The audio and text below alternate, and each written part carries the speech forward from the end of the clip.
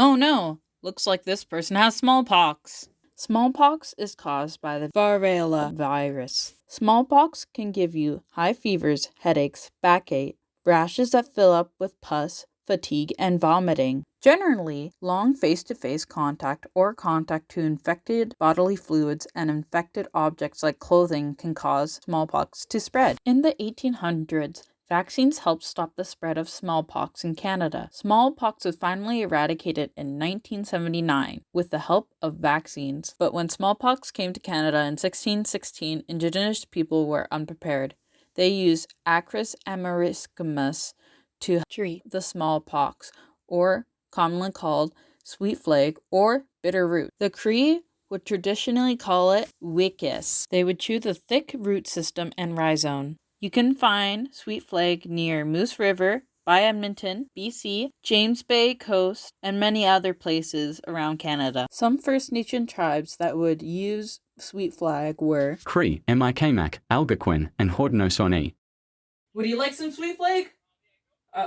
Oh. You're dead. Welp, time to go home. Oh no, it seems like this person has measles. Measles can spread from direct contact or being airborne. Measles can cause high fever, rash, runny nose, spots in the mouth, sensitive to sunlight, and in more serious cases, it can cause brain swelling, pneumonia, and even death. Measles can simply be prevented by getting the vaccine, but the Indigenous didn't have those back then. So they used Asarum candidans, or commonly called wild ginger. Traditionally, the Cree would call it Nampin.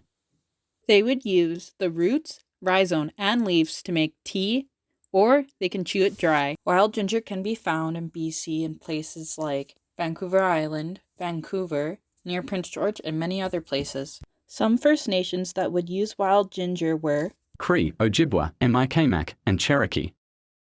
So would you like some wild ginger, sir? Damn it! Another one died.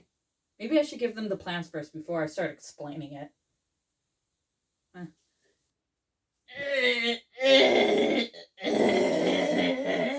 Seems like all the stress from having these people die has caused me to have indigestion. Indigestion can cause you to have abdominal pain, burning feeling, loss of appetite, abnormal bloating, and nausea and vomiting. Nowadays, indigestion can be treated with modern medicine and change of lifestyle. The Indigenous would use Juniperus communis to treat indigestion, or commonly called junipers. Traditionally, the Dakel would call it Datsanalgut.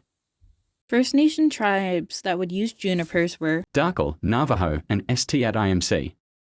They would use the berries and boughs to make tea. Junipers can be found in interior BC, Great Lake region, prairies, and boreal forest. Well, that tea seemed to help my indigestion. Hooray! Well, time to go to bed.